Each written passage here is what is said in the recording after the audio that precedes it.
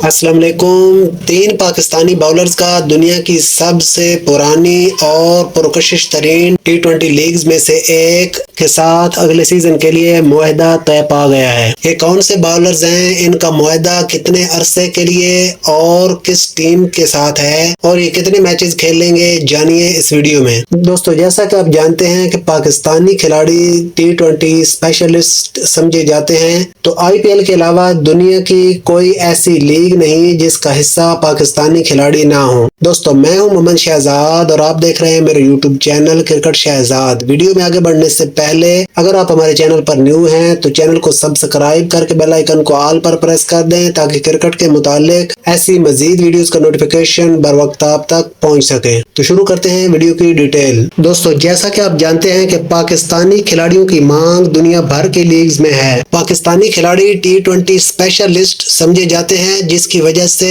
IPL کے علاوہ دنیا کی کوئی ایسی لیگ نہیں جس کا حصہ پاکستانی کھلاڑی نہ ہو۔ ابھی حال ہی میں پاکستان ٹیم کے کچھ کھلاڑی T20 بلاسٹ اور دی 100 لیگ کھیل کر آئے ہیں، تو کچھ کھلاڑی LPL کھیل رہے تھے جن میں قومی ٹیم کے کیپٹن بابر اعظم بھی شامل تھے۔ تو اب اگلے سیزنز کے لیے مختلف لیگز کے ساتھ کھلاڑیوں کے معاہدے ہونا شروع ہو گئے ہیں۔ شاہین افریدی اور کچھ دیگر پلیئرز کا معاہدہ اگلے سیزن کے لیے UAE کی انٹرنیشنل T20 لیگ کے ساتھ طے پا گیا ہے، تو بہت سے قومی کھلاڑیوں نے BBL کے 13ویں سیزن کے لیے اپنے نام دے رکھے تھے۔ تو اب ایک رپورٹ سامنے آئی ہے جس کے مطابق قومی ٹیم کے فاسٹ باؤلر حارث رؤوف، نوجوان فاسٹ باؤلر زمان خان اور لیگ سپن آل راؤنڈر اسامہ میر کا 13ویں سیزن کے لیے آسٹریلیا کی بگ بیش لیگ کی مختلف ٹیموں کے ساتھ معاہدے طے پا گئے ہیں۔ حارث رؤوف اپنی اسی ٹیم کا حصہ بن گئے ہیں جس کی نمائندگی کرنے کے بعد ان کے لیے قومی ٹیم کے دروازے کھلے تھے۔